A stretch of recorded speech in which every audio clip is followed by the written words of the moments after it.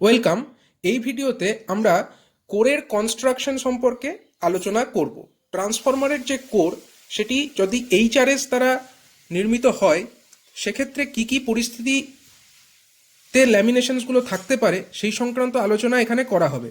এখানে কতগুলি ডায়াগ্রাম দেওয়া আছে, লক্ষ্য করো। প্রথম ডায়াগ্রামটিতে নিচের যে ল্যামিনেশনস, নিচের ল্যামিনেশনটি ইংলিশ সি অক্ষরের মতো এবং উপরের ল্যামিনেশনটি লক্ষ্য করো ইংলিশ আই অক্ষরের মতো, এবং এইটি হলো অড লেয়ার।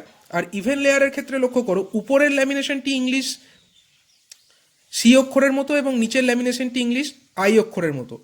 এই দুটি লেয়ারের মধ্যে পার্থক্যটি কোথায়? পার্থক্য হচ্ছে অড লেয়ারের ক্ষেত্রে দুটি ল্যামিনেশনের মধ্যে যে এয়ার গ্যাপ সেটি এইখানে এবং এইখানে বর্তমান, কিন্তু যে ইভেন লেয়ার সেখানে দেখো এয়ার গ্যাপগুলির স্থান পরিবর্তন হয়ে গেছে, এয়ার গ্যাপগুলি এই স্থানে এবং এই স্থানে বর্তমান। এটি হলো সিআই টাইপ ল্যামিনেশন। অনুরূপভাবে যদি প্রত্যেকটি ল্যামিনেশন ইংলিশ আই অক্ষরের মতো দেখতে হয়, যেমন এই চিত্রে দেখানো হয়েছে, সেক্ষেত্রে এই ল্যামিনেশন টাইপকে বলা হয় আই ল্যামিনেশন টাইপ। এবং এক্ষেত্রেও অড লেয়ার এবং ইভেন লেয়ার দু টাইপের পরিস্থিতি থাকতে পারে। পার্থক্য হচ্ছে এটাই যে এয়ার গ্যাপের যে পজিশন এখানে, এখানে, এখানে এবং এইখানে যে এয়ার গ্যাপ অড লেয়ারের ক্ষেত্রে বর্তমান, ইভেন লেয়ারের ক্ষেত্রে কিন্তু লক্ষ্য করো এয়ার গ্যাপের পজিশনগুলি চেঞ্জ হয়ে গেছে। এই যে নিচের ল্যামিনেশন টাইপ দেখতে পাচ্ছ, এটি হচ্ছে ইআই টাইপ ল্যামিনেশন। নিচের যে ল্যামিনেশন সেটি ইংলিশ ই অক্ষরের মতো এবং উপরের যে ল্যামিনেশন সেটি হচ্ছে ইংলিশ আই অক্ষরের মতো। এটি হচ্ছে অড লেয়ারের ক্ষেত্রে, এবং ইভেন লেয়ারের ক্ষেত্রে উপরেরটি হচ্ছে ইংলিশ আই অক্ষরের মতো, নিচেরটি হচ্ছে উপরেরটি হচ্ছে ইংলিশ ই অক্ষরের মতো এবং নিচেরটি হচ্ছে ইংলিশ আই অক্ষরের মতো দেখতে। এটি হলো ইআই টাইপ ল্যামিনেশনস। আরেক ধরনের ল্যামিনেশন টাইপ হতে পারে, এটি হচ্ছে টিইউ টাইপ ল্যামিনেশন। লক্ষ্য করো এই যে ল্যামিনেশন, এক্ষেত্রে উপরের ল্যামিনেশনটি হচ্ছে ইংলিশ টি অক্ষরের মতো এবং নিচের যে ল্যামিনেশন সেটি হচ্ছে ইংলিশ ইউ অক্ষরের মতো।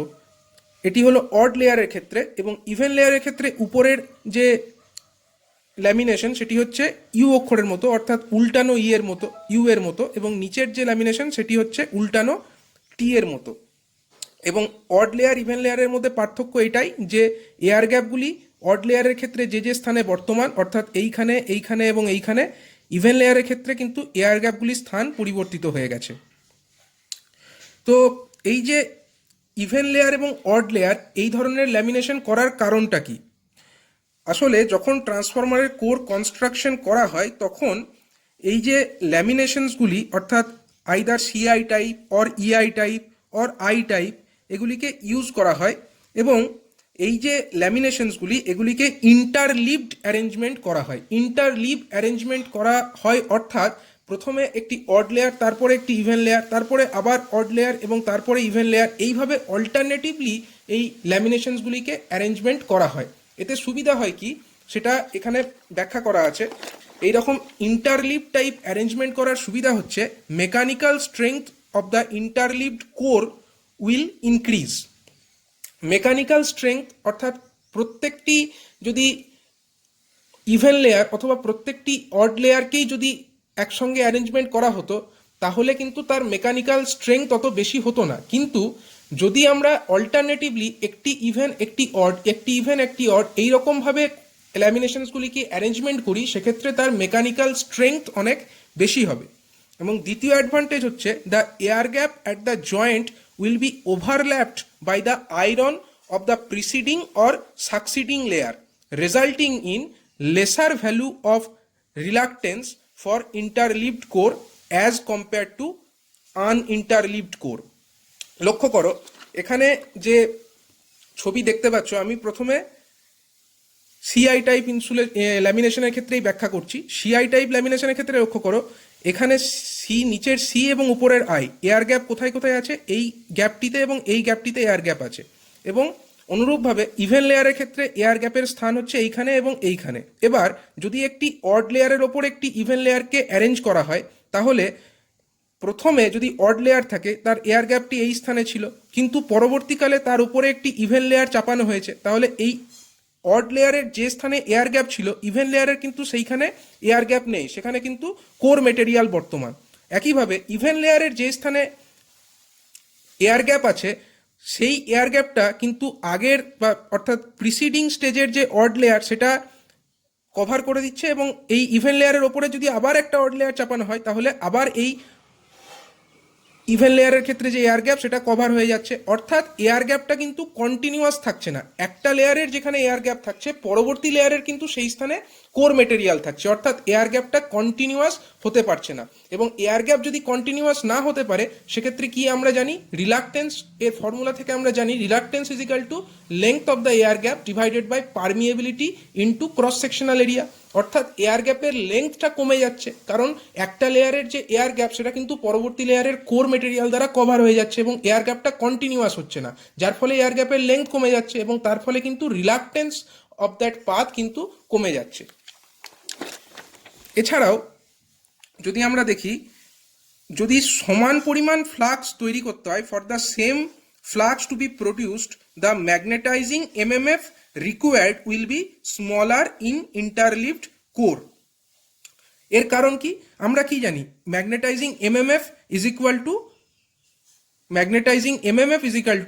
Magnetising flux into reluctance. MMF is equal to flux into reluctance. আমরা আগেই দেখেছি যে যেখানে interleave type core lamination use করা হচ্ছে সেখানে রিলাক্টেন্স কমে যাচ্ছে এবং তার ফলে সমপরিমাণ ফ্লাক্স প্রডিউস করবার জন্য অবশ্যই এক্ষেত্রে কম পরিমাণ এমএমএফ এর দরকার হবে, অর্থাৎ ম্যাগনেটাইজিং এমএমএফ পরিমাণ কম দরকার হবে ইন্টারলিভ টাইপ যদি কোর কনস্ট্রাকশন করা হয় তাহলে।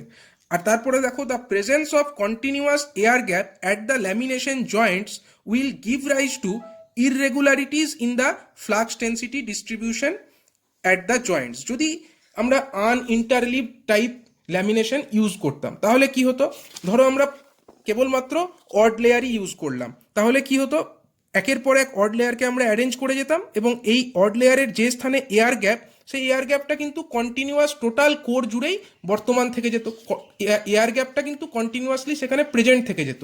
এবং এখানে দেখো বলা হয়েছে যে presence of continuous air gap at the lamination joints will give rise to irregularities in the flux density distribution। অর্থাৎ যে ফ্লাক্স ডেন্সিটি, অর্থাৎ যে ফ্লাক্সটা এই কোরের মধ্যে দিয়ে ফ্লো করছিল সেইটা কিন্তু হঠাৎ করে যেতে যেতে কোর মেটেরিয়ালের মধ্যে যেতে যেতে একটা এয়ার গ্যাপের মধ্যে দিয়ে তাকে পাস হতে হতো। এবং আমরা অবশ্যই জানি যে কোরের যা পারমিয়েবিলিটি, এয়ার গ্যাপের পারমিয়েবিলিটি কিন্তু তার থেকে কম এবং তার ফলে এয়ার গ্যাপটা হঠাৎ করে সেখানে একটা বেশি রিলাক্টেন্স প্রোভাইড করতো সেই ফ্লাক্সকে এবং তার ফলে কিন্তু ফ্লাক্স ডেন্সিটি যে ডিস্ট্রিবিউশন সেখানে একটা ইররেগুলারিটি লক্ষ্য করা যেত, একটা অসামঞ্জস্য লক্ষ্য করা যেত এবং তার ফলে এবং এয়ার গ্যাপ পাথের যে লিকেজ রিয়াক্টেন্স সেটা বেশি হওয়ার কারণে সেখানে কিন্তু বেশি পরিমাণে কারেন্টের প্রয়োজন হয়ে পড়তো এবং বেশি কারেন্ট হওয়ার অর্থই হচ্ছে সেক্ষেত্রে বেশি পরিমাণে কপার লস হতো, অ্যাডিশনাল কপার লস হতো। দেখো এখানে বলা হয়েছে রেজাল্টিং অ্যাডিশনাল কপার লস, এবং সেই অ্যাডিশনাল যে কপার লস সেই ঘটনাটা কিন্তু ট্রান্সফরমারের এফিসিয়েন্সিকে পুয়ার করে দিত। তার জন্যই কিন্তু আমরা ট্রান্সফরমারের যে কোর কনস্ট্রাকশন সেক্ষেত্রে ইন্টারলিভ টাইপ যে কোর কনস্ট্রাকশন সেইটা ইউজ করি। ইন্টারলিভ টাইপ ল্যামিনেশন এবং কোর কনস্ট্রাকশন আমরা ব্যবহার করি ট্রান্সফরমারের কোরের ক্ষেত্রে। এই কোশ্চেনটি খুবই ইম্পর্টেন্ট এক্সাম পারপাসে এবং অন্যান্য বিভিন্ন পরীক্ষাতে। এরপরে যে আমরা টপিকটিতে আসছি সেটি হচ্ছে expression of volt per turn. Expression of volt per turn, এটাকে আমরা ইটি এই দ্বারা ডিনোট করছি। এখানে দেখো কেভিএ পার ফেজ, অর্থাৎ ট্রান্সফরমারের পার ফেজে কত কেভিএ পাওয়া যাচ্ছে তার যে এক্সপ্রেশন সেটি হলো Q is equal to EP into IP into 10⁻³ যেখানে ইপি কি, ইপি হচ্ছে প্রাইমারি ভোল্টেজ, আইপি কি, আইপি হলো প্রাইমারি কারেন্ট। অর্থাৎ ট্রান্সফরমারের তো দুটো সাইড থাকে, প্রাইমারি সাইড এবং সেকেন্ডারি সাইড। আমরা প্রাইমারি সাইডটিকে কনসিডার করলাম, প্রাইমারি সাইডের ভোল্টেজ ইন্টু প্রাইমারি সাইডের কারেন্ট ইন্টু 10⁻³ 10⁻³ করার কারণ হলো আমরা একে কেভিএর রেসপেক্টে এক্সপ্রেস করছি। তো ভিএ থেকে ভোল্ট অ্যাম্পিয়ার থেকে কেভিএতে যেতে গেলে 10⁻³ করতে হয়। এরপরে পরের স্টেপে লক্ষ্য করো, আমরা লিখেছি ইপির পরিবর্তে ইপি অর্থাৎ প্রাইমারি যে ভোল্টেজের এক্সপ্রেশন আমরা জানি ইপি ইজ ইকাল টু কি জানি আমরা 4.44 into F into 5M into টিপি যেখানে 4.44 এফ ইজিক্যাল টু হচ্ছে ফ্রিকোয়েন্সি, ফাই এম হচ্ছে ফ্লাক্স অ্যান্ড টিপি হচ্ছে number of turns of the primary.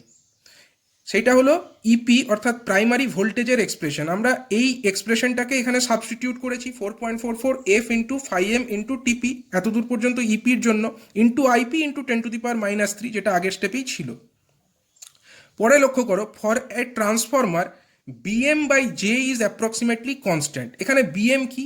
BM হচ্ছে ট্রান্সফরমারের যে ফ্লাক্স ডেন্সিটি, ট্রান্সফরমারের যে মেটেরিয়াল ইউজ করা হচ্ছে তার যে ফ্লাক্স ডেন্সিটি। এবার এই ফ্লাক্স ডেন্সিটি কিসের ওপরে নির্ভর করে? ট্রান্সফরমারের যে মেটেরিয়াল আমরা ইউজ করছি কোর মেটেরিয়াল হিসাবে, সেই তার উপরে ডিপেন্ড করে, এবং সেইটা আবার ডিপেন্ড করে ট্রান্সফরমারটা কি টাইপের, অর্থাৎ পাওয়ার ট্রান্সফরমার না ডিস্ট্রিবিউশন ট্রান্সফরমার। সেই ক্যাটাগরিক্যালি আমরা অ্যাকর্ডিংলি যে কোর মেটেরিয়াল সেটাকে চুজ করি। তো বিএম হচ্ছে একটা ট্রান্সফরমার, পার্টিকুলার ট্রান্সফরমারের জন্য বিএম কিন্তু ফিক্সড, অর্থাৎ ম্যাক্সিমাম ফ্লাক্স ডেন্সিটি ফিক্সড। এবং যে জে জে অর্থাৎ এখানে যে কারেন্ট ডেন্সিটি, জে অর্থাৎ কারেন্ট ডেন্সিটি, কারেন্ট ডেন্সিটি আমরা লিখছি জে ইজিক্যাল টু হলো কারেন্ট ডেন্সিটি। এবং এই কারেন্ট ডেন্সিটি সমান কি? এটা হলো current divided by cross sectional area. এবার কোনো একটা পার্টিকুলার ট্রান্সফরমারের জন্য আমরা তো কারেন্ট কন্ডাক্টর হিসাবে কি ব্যবহার করি? কোনো ওয়াইন্ডিংকে ইউজ করি। কারেন্ট কন্ডাক্টকে করে ওয়াইন্ডিং, কারেন্ট কন্ডাক্ট করে। এবার আমরা কোনো পার্টিকুলার ট্রান্সফরমারের জন্য প্রথমেই ওয়াইন্ডিংটাকে সিলেক্ট করে নিই, আইদার কপার অর অ্যালুমিনিয়াম আমরা অ্যাকর্ডিংলি সিলেক্ট করে নিই। এবার সেই মেটেরিয়াল এবং তার ক্রস সেকশনাল এরিয়াও নির্ধারিত করে নিই। এবার যেহেতু সেই কারেন্ট ক্যাপাসিটি অর্থাৎ আইটাও কনস্ট্যান্ট হয়ে যাচ্ছে এবং তার যে ক্রস সেকশনাল এরিয়া সেটাও পূর্ব থেকেই নির্ধারিত হয়ে যাচ্ছে, সুতরাং কোনো পার্টিকুলার মেটেরিয়াল তার জন্য কিন্তু জেটাও ফিক্সড, অর্থাৎ কারেন্ট ডেন্সিটিটাও fixed for the particular winding material. তার মানে আমরা বলতে পারি বিএমও হচ্ছে constant for a particular transformer and J অর্থাৎ current density that is also constant. তো দুটো কনস্ট্যান্টের যদি আমরা রেশিও করি তাহলে সেটিও একটি কনস্ট্যান্ট হবে, অর্থাৎ BM by J that will be approximately a constant term. আমরা এখান থেকে ডেরিভেশনটা শুরু করব, BM by J that is equal to constant. Next স্টেপে দেখো, বিএম ইজ ইকাল টু আমরা কি লিখতে পারি? বিএম ইজ ইকাল টু আমরা লিখতে পারি ফাই এম বাই এআই, যেখানে phi M is the flux and AI is the net iron area. কারণ আমরা কি জানি? Flux density is equal to flux by area, এবং এখানে এরিয়া বলতে আমরা নেট আয়রন এরিয়া, এআই অর্থাৎ নেট আয়রন এরিয়া। একইভাবে আমরা কারেন্ট ডেন্সিটি অর্থাৎ জে, কারেন্ট ডেন্সিটি অর্থাৎ জে কে আমরা লিখতে পারি I into T by K1 into ACU। এই ডেরিভেশন অর্থাৎ এইটি কিভাবে এলো পরের স্টেপে আমরা দেখাবো। এবং আপাতত আমরা এটা বলছি যে আই ইজ ইকাল টু হচ্ছে current, T is equal to হচ্ছে number of turns, ACU is the copper area, means যে মেটেরিয়াল আমরা এখানে কপারকে ওয়াইন্ডিং মেটেরিয়াল হিসাবে ইউজ করছি, তো কপারের যে এরিয়া ক্রস সেকশনাল এরিয়া তার এরিয়াটাকে আমরা বলছি ACU ইন্টু K1। K1টা কি? K1 is a constant, it depends on the value of the number of phase or type of the transformer.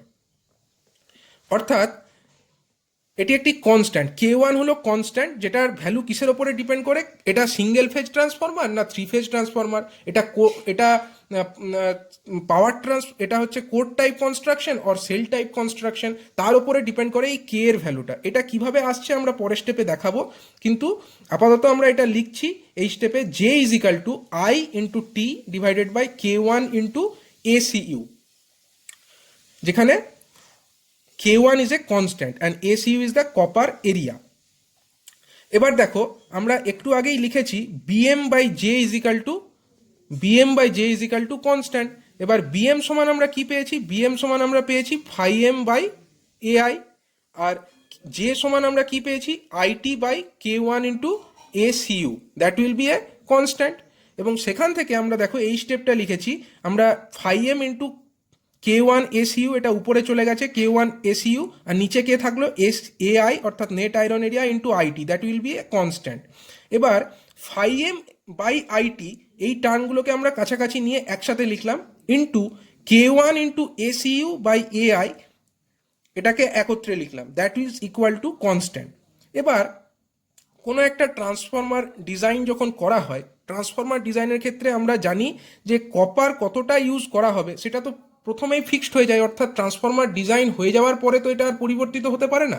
Transformer ডিজাইনের সময় এটা নির্ধারিত হয় কত পরিমাণ কপার দরকার বা কত পরিমাণ ওয়াইন্ডিং এরিয়া দরকার। আইদার এখানে আমরা কপার ইউজ করেছি তাই কপার, এবং সেই কপার এরিয়া ইন্টু K1 হচ্ছে another constant which is depend, এখানে K1 এটা K1 হচ্ছে একটা কনস্ট্যান্ট যেটা J is equal to IT by K1 into ACU, অর্থাৎ K1টাও কনস্ট্যান্ট, ACUও constant, and AI that is the net iron area that is also constant. তার মানে এই ওভারঅল টার্মটাকে আমরা কনস্ট্যান্ট বলতে পারি, অর্থাৎ φm by IT into some constant that is equal to constant, অর্থাৎ φm by IT is also a constant, এবং সেই কনস্ট্যান্টকে আমরা ডিনোট করছি ল্যামডা, এটা গ্রিক অক্ষর ল্যামডা দিয়ে ডিনোট করছি, এবং এইটাকে বলা হয় পারমিয়েন্স, এটাকে বলা হচ্ছে পারমিয়েন্স। অর্থাৎ একটা ট্রান্সফরমারের ক্ষেত্রে φm বাই IT এই টার্মটাকে আমরা বলছি permeance that is a constant denoted by lambda. এরপরে লক্ষ্য করো, পরবর্তী স্টেপে আমরা দেখাবো for single phase core type or shell type or 3 phase shell type এর ভ্যালু কত হয়, ACU এর ভ্যালু কীরকম হয়, এবং সেখান থেকে আমরা কিভাবে ভোল্টেজের এক্সপ্রেশনটা নির্ণয় করি।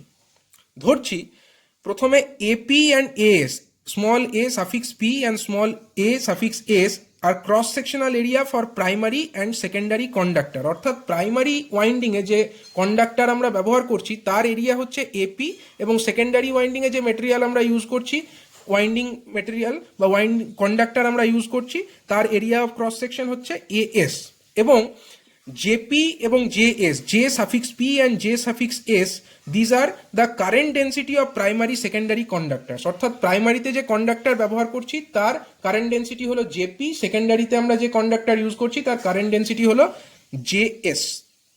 এবার কতটা কপার দরকার হচ্ছে টোটাল ট্রান্সফরমারটি ডিজাইন করবার জন্য সেটাকে আমরা লিখছি ACU, A stands for area and CU stands for copper area, that is equal to AP into TP, কারণ AP হচ্ছে cross section area of primary conductor, এবার নাম্বার অফ কন্ডাক্টরস এখানে হচ্ছে TP, প্রাইমারিতে নাম্বার অফ কন্ডাক্টরস হচ্ছে TP, নাম্বার অফ প্রাইমারি কন্ডাক্টরস, এবং plus AS অর্থাৎ area of cross section of the secondary conductor into TS হচ্ছে number of turns of secondary, number of secondary কন্ডাক্টরস।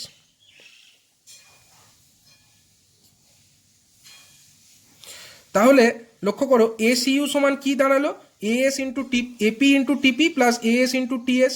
এবার AP সমান আমরা কি লিখতে পারি, AP সমান আমরা লিখতে পারি IP বাই JP, কারণ আমরা জানি কারেন্ট, আমরা এখানে দেখো IP অর্থাৎ primary current that is is equal to AP into JP, কারণ AP হচ্ছে area into current density, current ডেন্সিটিকে যদি আমরা এরিয়া দিয়ে গুণ করি তাহলেই আমরা কারেন্টের পরিমাণটা পেয়ে যাব। তাহলে যদি আমাকে এরিয়া বার করতে হয় AP, that will be equal to IP by JP, মানে current divided by current density, IP by JP into TP তো থাকছেই নাম্বার অফ টার্নস। অনুরূপভাবে সেকেন্ডারির ক্ষেত্রেও IS, সেকেন্ডারি ক্ষেত্রে আমরা লিখতে পারি IS is equal to AS into JS, area of cross section of secondary into current density of secondary, তার মানে সেখান থেকে আমরা লিখতে পারি AS is equal to IS by JS।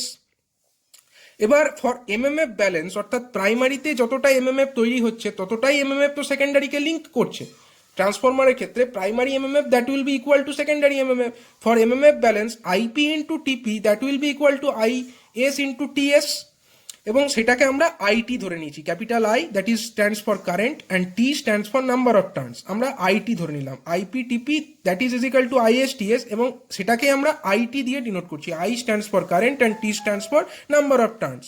এবার for minimum I square R loss, অর্থাৎ ট্রান্সফরমারে যে কপার লস সেটাকে যদি মিনিমাম হতে হয় সেই কন্ডিশনটাই আমরা চাইবো, আমরা সবসময় লস কম করতে চাইবো, ট্রান্সফরমারের কপার লসকে মিনিমাইজ করবার জন্য যে কন্ডিশন সেটি হচ্ছে JP is equal two JS, এবং সেক্ষেত্রে যে J এর ভ্যালু সেটাকে আমরা J দিয়ে ডিনোট করছি, JP is equal two JS, অর্থাৎ primary current density is equal to secondary current density that is equal two J suppose. তাহলে আমরা এই এক্সপ্রেশন থেকে ACU সমান কি লিখতে পারি, IP ইন্টু TP তাকে আমরা লিখছি IT, এবং IS ইন্টু TS তাকেও আমরা লিখছি IT, অর্থাৎ IT by J plus IT by J, কারণ JP and JS that is both equal to J, তার মানে IT by J plus IT by J that is equal to 2IT by J. লক্ষ্য করো এখান থেকে আমরা কি পাচ্ছি, ACU is equal to 2IT by J. এটা হলো কার ক্ষেত্রে, সিঙ্গেল ফেজ কোর টাইপ অথবা সেল টাইপ ট্রান্সফরমারের ক্ষেত্রে। এবং এখান থেকে যদি আমরা দেখি, এখান থেকে আমরা কি পাচ্ছি, J is equal to 2IT by ACU। এবং লক্ষ্য করো এর আগের স্টেপে যে আমরা দেখেছিলাম, এখানে আমরা কি লিখতে পারি, টু ইজ সামথিং কনস্ট্যান্ট, মানে এটাকে যদি আমরা নিচে নিয়ে যাই, IT by ACU into half লিখতে পারি, অর্থাৎ IT by some constant K1 into ACU, এটা আমরা লিখতে পারি সাম কনস্ট্যান্ট K1 ইন্টু ACU। এবং আগের স্টেপে লক্ষ্য করো আমরা যেটা লিখেছিলাম, J is equal to IT by K1 into ACU, তার মানে বোঝা যাচ্ছে এটা কিন্তু J is equal to IT by K1 into ACU কোথা থেকে এসেছিল, এটা কিন্তু এই স্টেপে দেখানো হলো। অর্থাৎ এই K1 এটা কিন্তু ভ্যারি করবে, ট্রান্সফরমারের টাইপের ওপরে ভ্যারি করবে। কিভাবে ভ্যারি করবে সেটা আমরা দেখাচ্ছি। এটা হয়ে গেল এতক্ষণ পর্যন্ত ডেরিভেশন, যেটা হলো ACU অর্থাৎ copper area that is equal to 2IT by J. এই যে ফর্মুলা, এই ফর্মুলাটা কার জন্য applicable, it is only applicable for single phase core type or shell type transformer. এবার যদি 3 ফেজ কোর টাইপ ট্রান্সফরমার হয় তার ক্ষেত্রে ACU কত হবে, 3 ফেজ যে কোর টাইপ তার কিন্তু লক্ষ্য করো, সিঙ্গেল ফেজ যে কোর টাইপ ট্রান্সফরমার, সিঙ্গেল ফেজের যদি আমরা কনস্ট্রাকশনটা দেখি, তার কিন্তু কনস্ট্রাকশন এরকম হয়। এখানে উইন্ডো অর্থাৎ কোরের মধ্যবর্তী, এই যে এটা হচ্ছে সাপোজ আমরা ধরছি এলভি ওয়াইন্ডিং, এবং এই দিকে যে এটা আছে সেটাকে আমরা ধরছি এইচভি সাইড, এই সাইডটাকে আমরা এইচভি সাইড বলছি। তাহলে এই যে উইন্ডো অর্থাৎ যে কোরের মধ্যবর্তী যে জায়গা, উইন্ডো স্পেস, সেইখানে যতটা ওয়াইন্ডিং আছে, কিছুটা কত আছে, প্রাইমারি ওয়াইন্ডিং কিছুটা আছে এবং সেকেন্ডারি ওয়াইন্ডিংও একটা আছে, অর্থাৎ একটা প্রাইমারি ওয়াইন্ডিং এবং একটা সেকেন্ডারি ওয়াইন্ডিং। তার জন্য এখানে করা হয়েছে AP into TP plus AS into T S. এটা হচ্ছে সিঙ্গেল ফেজ কোর টাইপ ট্রান্সফরমারের ক্ষেত্রে। কিন্তু যদি এটা 3 ফেজ কোর টাইপ ট্রান্সফরমার হতো, 3 ফেজের ক্ষেত্রে কিন্তু যদি আমরা আগে একটা যে চিত্র দেখিয়েছিলাম সেটা যদি আমরা দেখি, 3 ফেজ কোর টাইপের ক্ষেত্রে লক্ষ্য করো কীরকম কনস্ট্রাকশন হয়। একটা যে উইন্ডো অর্থাৎ এই যে দুটি কোরের মধ্যবর্তী যে উইন্ডো, সেখানে কি থাকে, দুটি করে এলভি ওয়াইন্ডিং এবং দুটি করে এইচভি ওয়াইন্ডিং, অর্থাৎ দুটি প্রাইমারি এবং দুটি সেকেন্ডারি ওয়াইন্ডিং। তার জন্য এখানে যে এক্সপ্রেশন হবে সেই এক্সপ্রেশনটা কিন্তু 3 ফেজ কোর টাইপের ক্ষেত্রে লক্ষ্য করো, এখানে যে এক্সপ্রেশন সেটা কিন্তু হয়ে যাচ্ছে 2 into AP into TP plus AS into T S. এটা 3 ফেজ কোর টাইপ অথবা শেল টাইপ উভয়ের জন্যই কিন্তু সেম হবে, 2 into AP into TP plus AS into T S. এবার একইভাবে আগের স্টেপে যেভাবে আমরা দেখিয়েছিলাম যে এমএমএফ ব্যালেন্সের জন্য কি কন্ডিশন হওয়া উচিত, IP into TP is equal to IS into TS that is is equal to IT. তাহলে এমএমএফ ব্যালেন্সের জন্য এই কন্ডিশন, এবং for minimum copper loss JP is equal to এটা জে এস হবে, JP is equal to J S is equal to J আমরা ধরছি। এবং সেই পরিস্থিতিতে কি দাঁড়াচ্ছে তাহলে, ACU that is is equal to 2 বাইরে থাকলো, 2 বাইরে থেকে গেল, অর্থাৎ 2 ভেতরে কি থাকলো, আইপি টিপির জায়গায় আমরা লিখলাম আইটি বাই জে, আর এই আইএসটিএস এর জায়গায় আমরা লিখলাম আইটি বাই জে। অর্থাৎ ভেতরে যেটা থাকলো সেটা হচ্ছে 2IT বাই জে ইন্টু বাইরে একটা 2 গুণ আছে, তার জন্য ACU যে এক্সপ্রেশনটা বেরোলো সেটা হচ্ছে 4IT বাই জে। এবং আমরা লক্ষ্য করো এটা হচ্ছে সিঙ্গেল ফেজ কোর অথবা শেল টাইপের ক্ষেত্রে ACU is equal to 2IT by J ছিল, এবং ফর 3 ফেজ কোর টাইপের ক্ষেত্রে 4IT বাই জে হচ্ছে। অর্থাৎ এক্ষেত্রেও যদি আমরা দেখি জে ইজিক্যাল টু কি হবে, 4IT by ACU, 4IT by ACU। অর্থাৎ এক্ষেত্রেও কিন্তু আমরা লিখতে পারি J is equal to IT by K1 into ACU, যেটা আগের যে পাতায় আমরা দেখিয়েছিলাম। অর্থাৎ এই যে J is equal to IT by K1 into ACU এই এক্সপ্রেশনের সঙ্গে কিন্তু ম্যাচিং। এটা এই এক্সপ্রেশন যেটা বেরোলো ACU অর্থাৎ copper area is equal to 4IT by J, it is applicable for 3 phase core type.